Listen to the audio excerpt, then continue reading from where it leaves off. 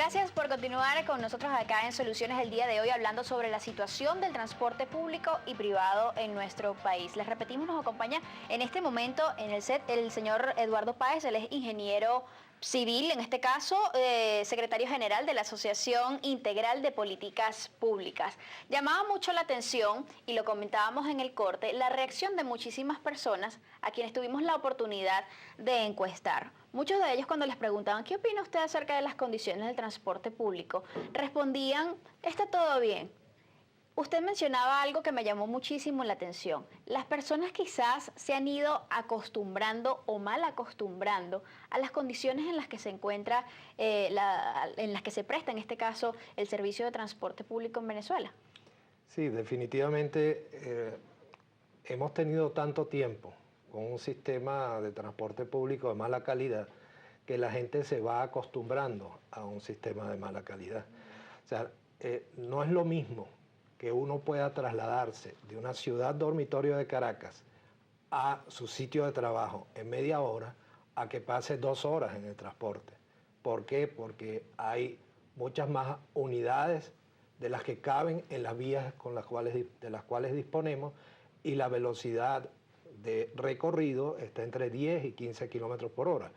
Entonces, esa hora y media que pudiese tener esa persona en la mañana y esa hora y media que pudiese tener esa persona en la tarde, la pudiera disfrutar con sus hijos en su casa. Pero como no existe hace mucho tiempo en Caracas y en las principales ciudades de Venezuela un sistema de transporte público eficiente, la gente dice, bueno, sí, está funcionando bien. Ahora, pero la realidad es que no es así. Últimamente existen iniciativas como el caso del Bus Caracas, del sistema de Metrobús y de otros sistemas de transporte masivos que ya son una realidad en muchas ciudades del país, que son básicamente unidades de transporte que sí cuentan quizás con digamos, unas condiciones óptimas en este caso para prestar el servicio. Sin embargo, pues la realidad, y es algo que ha sido admitido incluso desde el gobierno, son muchas más las unidades en el país que presentan fallas en lo que sería, digamos, la infraestructura vehicular como tal. Usted mencionaba también que alrededor del 30% de las unidades de transporte público, al menos en el país, son unidades que ya tienen más de 18 años, ¿no? Son vehículos de ya hace 18 años. Es un parque automotor que, digamos, en una proporción considerable se encuentra, por decirlo de algún modo, obsoleto.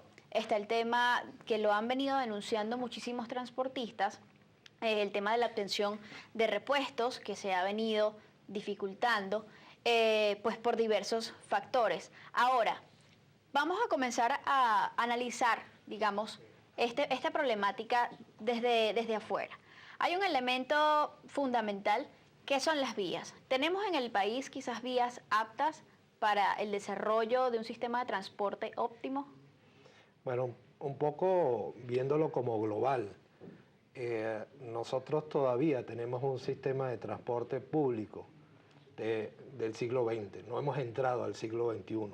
Hoy en día en las ciudades principales de países desarrollados, el transporte público se mueve en base a tecnologías de la información. Son sistemas inteligentes de transporte, de manera que en las arterias viales principales de las ciudades, las unidades tienen incorporada un computador con un GPS que le permite a un sistema centralizado ubicar dónde está la unidad, y además, en función de cómo se trasladan esas unidades y de cuántos pasajeros llevan, incorporar más unidades o reducir unidades en función de la hora del día y manejar los tiempos de semáforo.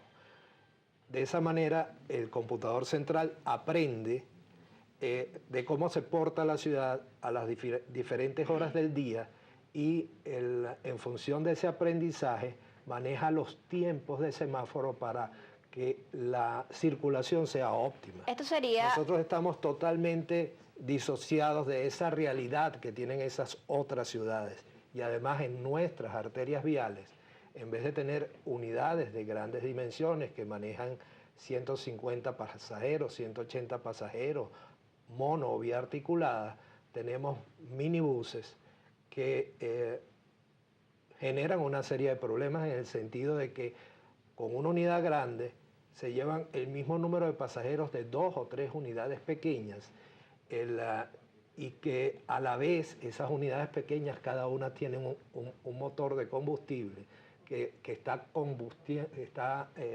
gastando gasolina o gastando gasoil en una relación 3:1 o 4:1. Por otro lado, si sustituyéramos los minibuses por unidades de grandes dimensiones, lograríamos un 20% de espacio en esa arteria vial y lograríamos el equivalente a un día de parada. Y esos minibuses, en vez de estar en la arteria vial, deberían estar como alimentadores a la arteria vial, al estilo de lo que es el Transchacao, por ejemplo. Ahora, estos serían aportes muy importantes en materia de lograr resolver el tema de la saturación vehicular en las principales vías. Ahora, ¿a qué se enfrenta una persona cuando tiene que abordar una unidad de transporte en este país? Bueno, como mencionaba antes, tenemos un transporte que está muy atomizado. Al estar muy atomizado y al no existir una autoridad única en cada una de las ciudades que controle cómo deben operar esas unidades de transporte, pues ni se paran en las paradas que corresponden. No hay estacionamiento para autobuses en las horas de menos tráfico y se acumulan en la misma parada varios autobuses y eso va generando un caos que a la larga contribuye a que la circulación sea mucho más lenta. Y si a eso le agregamos que no se han construido nuevas vías, una ciudad como Caracas debería tener un anillo perimetral de circulación y en cada uno de los puntos de ese anillo perimetral que hay conexión con ciudades dormitorios, deberían existir estaciones multimodales de transporte a la que lleguen las rutas interurbanas superficiales o las rutas de trenes de cercanía, tipo, por ejemplo, el tren del Tuy que llega a la Rinconada deberían llegar también las rutas interurbanas superficiales.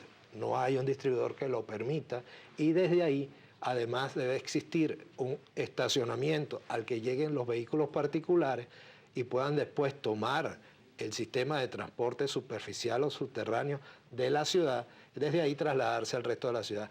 Esos vehículos particulares, a su vez, deberían estar por condiciones de costo concentrados en esas estaciones periféricas de la ciudad, porque los precios de los estacionamientos deberían ser diferenciales y en las estaciones periféricas de la ciudad sean más bajos que en el centro de la ciudad. Ingeniero, usted tiene una propuesta muy importante que tiene que ver precisamente con lo que sería la creación de sistemas de transporte o digamos, áreas de transporte multimodales que tiene que ver un poco con esto, con un centro donde se preste el servicio tanto de transporte subterráneo como del transporte superficial, que sirva un área pues, de distribución hacia diversos destinos a través de diversas vías de transporte. De eso vamos a estar hablando más adelante también, sobre todo con respecto a la percepción que usted tiene, con respecto al reclamo precisamente que tienen los usuarios con un tema bastante álgido que tiene que ver con la inseguridad. Ya venimos.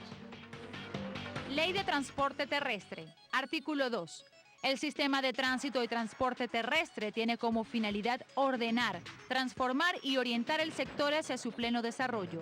Asimismo, la ejecución de la infraestructura que se requiere para operarlo eficientemente y finalmente la coordinación de los órganos competentes del poder público en la rectoría, planificación y control del tránsito y del transporte.